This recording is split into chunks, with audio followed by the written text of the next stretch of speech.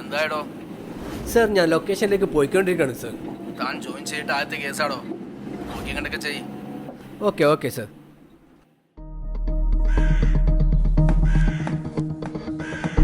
എന്തായിടോ? കാര്യങ്ങളൊക്കെ നടന്നുകൊണ്ടിരിക്കുകയാണ് sir.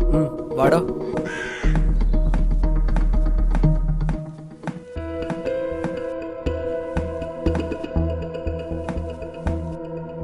Measurement ഒക്കെ എടുത്തോ.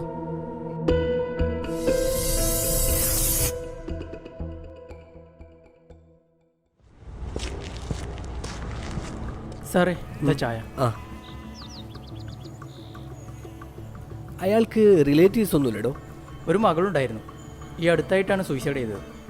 എന്തായിരുന്നു സംഭവം? സാറിന് മുമ്പുണ്ടായ അലക്സ് സാറാണ് ആ കേസ് അന്വേഷിച്ചത്. ആ സാറോട് ചോദിച്ചാൽ എല്ലാം അറിയാം. സാർ ഇപ്പോൾ ലീവിലാണ്.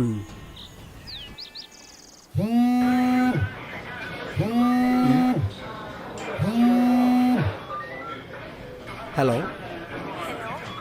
സുധീന്ദ്രന്റെ പോസ്റ്റ്മോർട്ടം റിപ്പോർട്ടിൽ കാര്യമായിട്ടൊന്നും കാണുന്നില്ല സർ. ഇത് സൂയിസൈഡ് തന്നെയാണ്. ഓക്കെ. സാറിന് മുമ്പുണ്ടായ അലക്സ് സാറാണ് ആ കേസ് അന്വേഷിച്ചത്. ആ സാറോട് ചോദിച്ചാൽ എല്ലാം അറിയാം. സാർ ഇപ്പോൾ ലീവിലാണ്.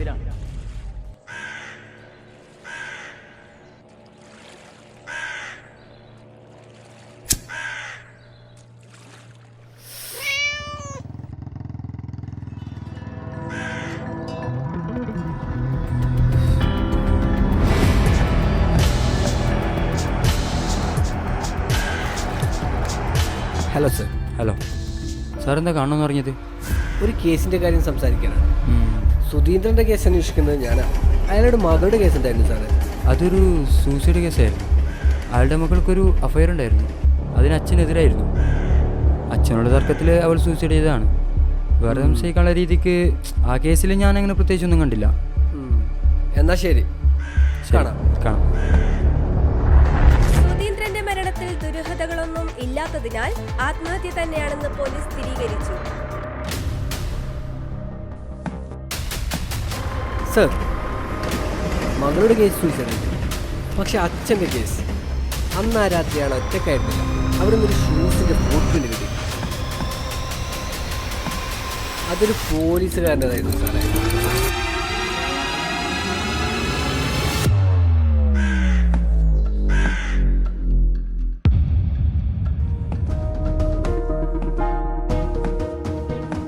ആ ബോഡി താഴെ ഇറക്കി പോസ്റ്റ്മോർട്ടത്തിനേക്കാൾ ഏർപ്പാടി.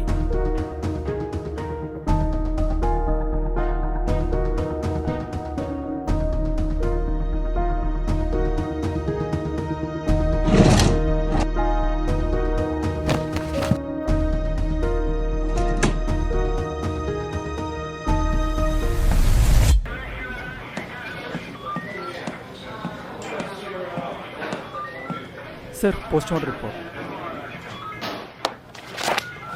എന്തായിടോ? സൂയിസൈഡാണ് സാർ. താൻ പോയിക്കോ.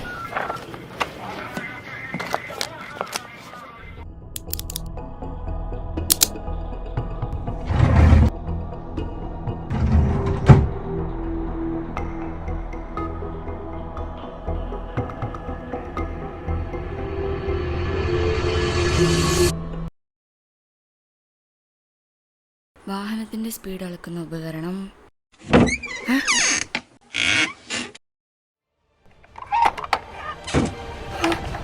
അച്ഛാ, വേണ്ട.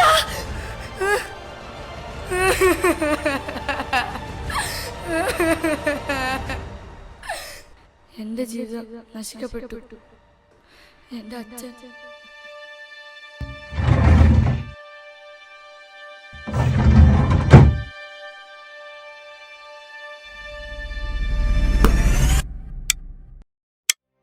സുരേന്ദ്ര, എൻ്റെ മകൾ മരിക്കാനുള്ള കാരണം നിനക്കും അറിയാം, എനിക്കും അറിയാം.